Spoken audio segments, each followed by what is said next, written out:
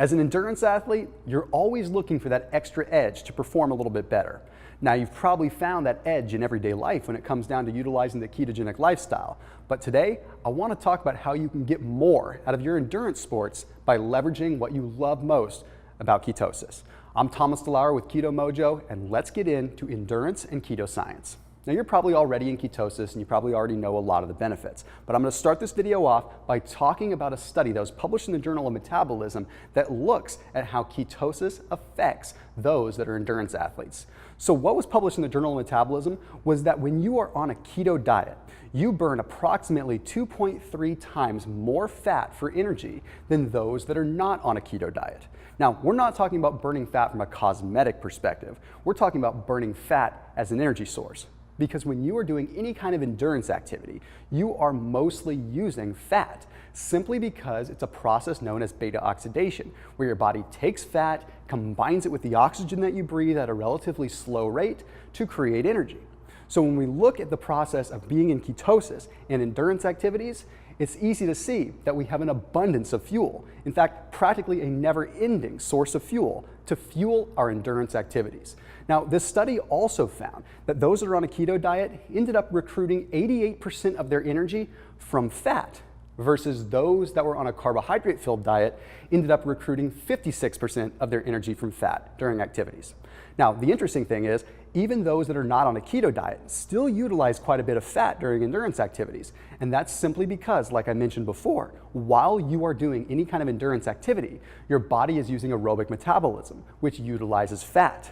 But if you're on a keto diet, you're maximizing the true fuel source a lot more. So if you're a traditional athlete that's just consuming regular glucose-rich foods, if you were going on any kind of run or endurance sport or endurance activity, you would have to constantly replenish your glucose levels. That's why you see marathoners, when they're going on runs, they have to utilize those goo packs, those little squeeze packs to get extra glucose, or they have to sip on some Gatorade to get some sugar. The cool thing is, on a keto diet, you don't have to do that because you have this never-ending source of fuel. As long as you have some body fat on you or you have sufficient calories that have come in beforehand, you have the ability to create energy. But you also have a unique mechanism within the body that allows you to be what I call dual fueled. When you are dual fueled, it means that you can not only utilize that fat as a fuel source, but when necessary, you can still tap into your glucose reserves and have a little bit of extra power. Whereas someone that's not in ketosis has to pick one or the other.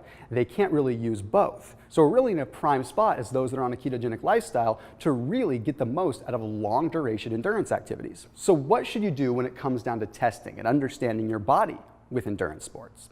Well, if you're on a ketogenic diet, then you have to find when you are at your peak levels of ketones. And that's probably when you'll perform your best. Whereas with other activities that are not endurance related, that doesn't matter quite so much. But the interesting thing is, because you can still recruit glucose, you can still use carbohydrates when your body needs it, you may find that after your endurance workout, your ketone levels are a little bit lower and your glucose levels are a little bit higher.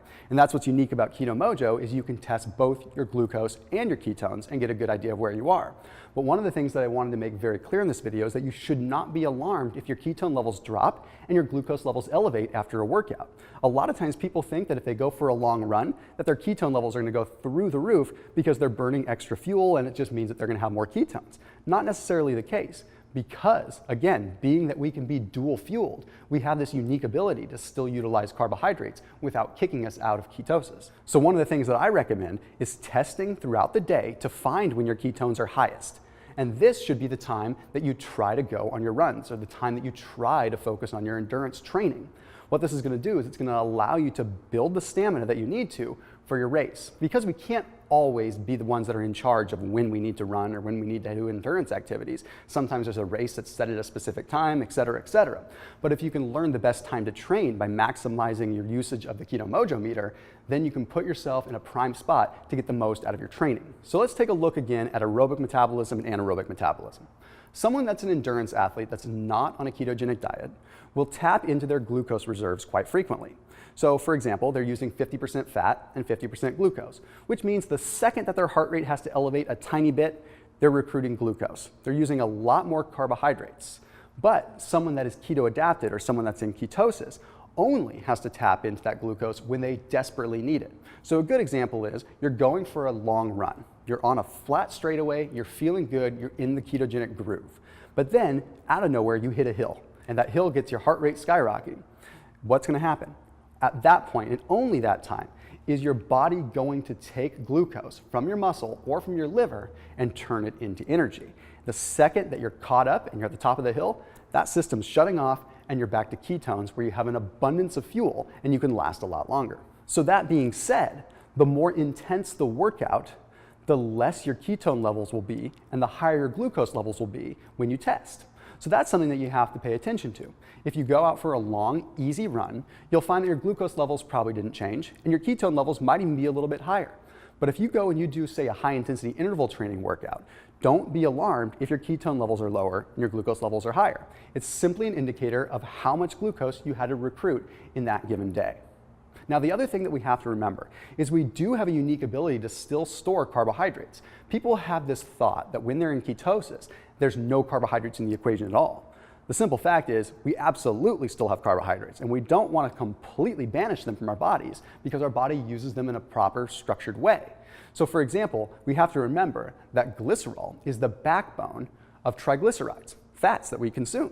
And glycerol can actually be turned into muscle glycogen. So believe it or not, the fats that you consume can still be broken down and stored as muscle glycogen, which is the stored form of carbohydrates that are going to give you the energy when you hit those hills. So how can you get the most out of your training when it comes down to being a ketogenic athlete? Well, for one, you want to eat the foods that are going to create more ketones in the body about 90 minutes to 120 minutes prior to your activity. This way you have more ketones flowing through the body. Okay? The other thing you want to do is, like I mentioned before, you want to find the natural point in the day where your ketones are the highest. But lastly, you want to make sure that you're consistently measuring. You have to know that your body changes, and sometimes you're going to become a little bit more of an anaerobic machine than an aerobic machine.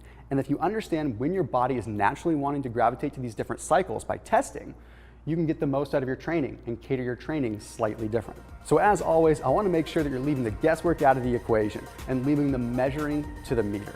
I'm Thomas DeLauer, and I'll see you in the next Keto-Mojo video.